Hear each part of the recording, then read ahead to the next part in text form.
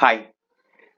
Heat sterilization is the most commonly used type of sterilization in fermentation industry. In previous lectures, I have talked about the type of steam and everything. In this lecture, I am going to talk about specific techniques for heat sterilization. Heat sterilization can be done in batch mode or in continuous mode. In batch mode, we will have a fermenter or a vessel. We will do one by one, just like what we are doing in our laboratory. If you want to sterilize one batch of medium, we will put it in a autoclave or in a pressure cooker, and you will heat it up, hold it. After cooling, you will take it out. So that's the way we do the batch sterilization. Sterilization can be also done continuously by using some tubings, holding, and everything. So first we see the batch sterilization. The batch sterilization can be again doing two different ways. Either we can do it in the fermentation vessel. The fermenter, the vessel we are using for the fermentation, can be used as a sterilizing container also. So if you are using same container for sterilization and fermentation, it is more economical. You don't have to buy another container for the sterilization, so it's economical and the chance of contamination is less if you have a separate sterilizing autoclave and fermenter. After sterilization, you need to transfer media components to the uh, the fermenter. So during the transfer, it may cause some contamination, so it's economical as well as the chance of contamination is less when we are transferring the components. In some cases, we are using separate cooker. Sometimes the autoclave also called a cooker in industry. If you are visiting, if you are get a chance to visit some industry, they will show you these are cookers. Cookers are basically the autoclaves. So if you are using a separate cooker for the sterilization, and a fermenter and a cooker are two different things. The thing is that one cooker can serve multiple fermenters. If you have 10 fermenters in a hood, you need to buy only one cooker. This cooker can sequentially serve all the fermenters. And in cookers, we can also sterilize medium in concentrated form. So the volume to be sterilized will be less. So that's economical, and it can provide powerful agitations. If you are using fermenter, the fermentation in fermenter they will have this standard agitating machines, so that for the just mixing of the medium. If you want to give a powerful agitation, you should have a separate cooker. And low fermenter maintenance, if you are using fermenter for sterilization and fermentation, it may cause damages to the probes and everything, the sensors and everything.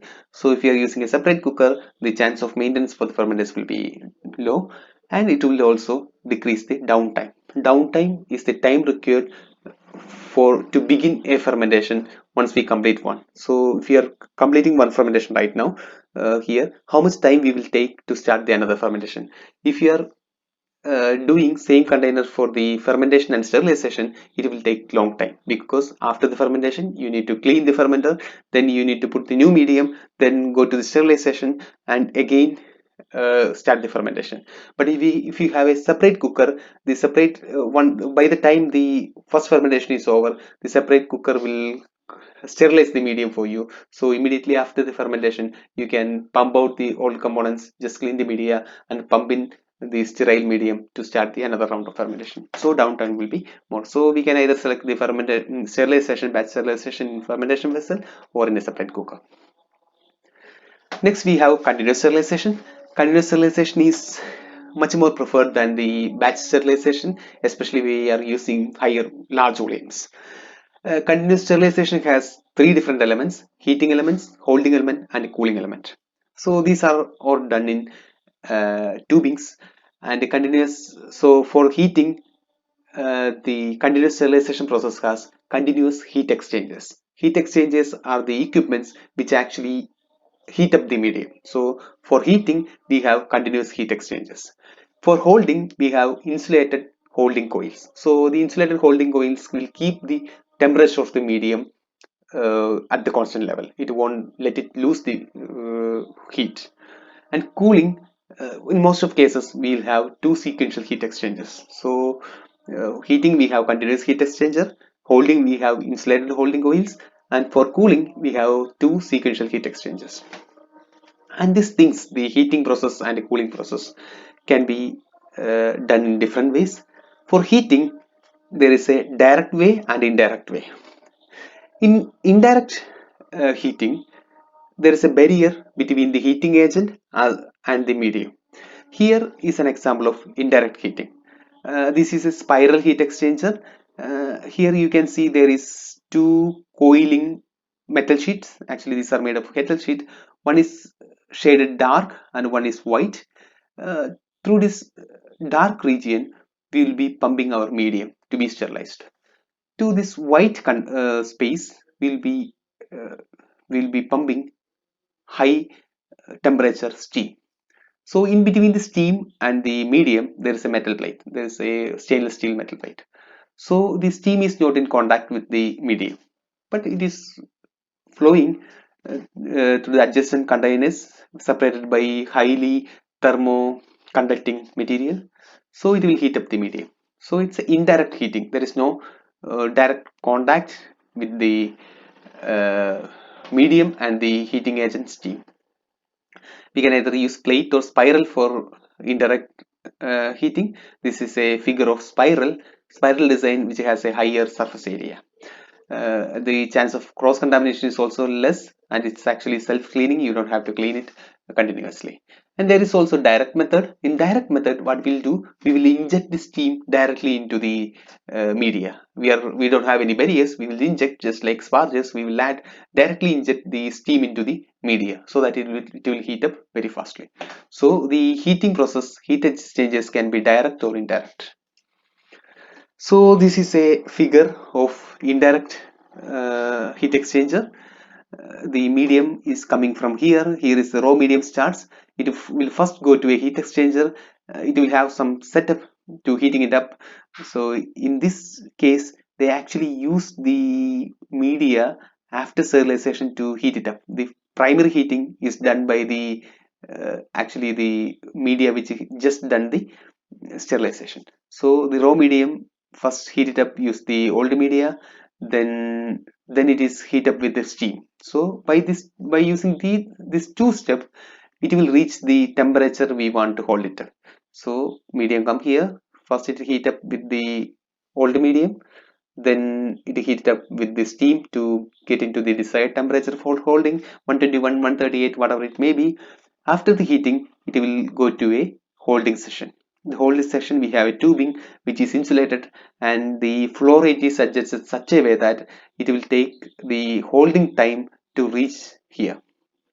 Once it heat here, we need to cool it down. The first cooling is first step of cooling is by exchanging heat into the raw medium. So we are saving cost here.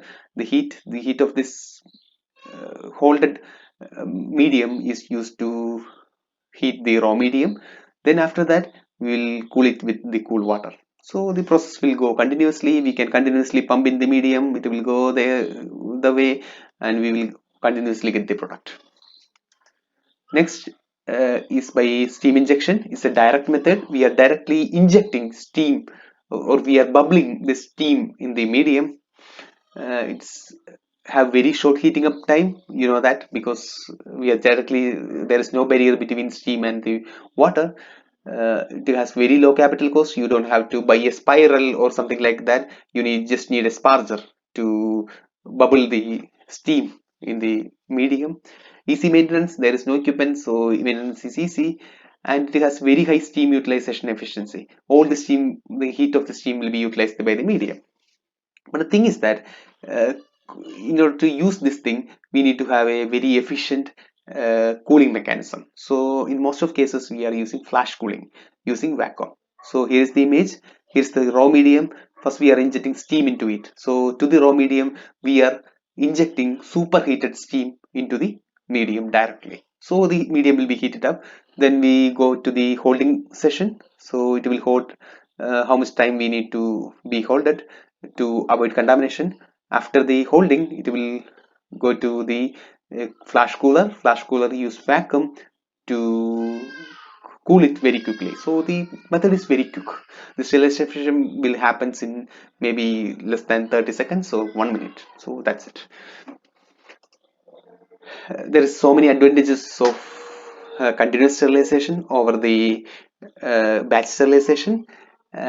Those are use of higher temperature. We can use higher temperature than the like batch sterilization, so that the time, it will be time consuming. So holding time will be reduced as we are using higher temperature. Nutrient degradation is less, as it is the holding time is less. The chance of nutrient degradation is also less, and it's less time consuming. So overall, it is very good, but it is only applicable for the large scale industries. Small industries, it is not required. Thank you.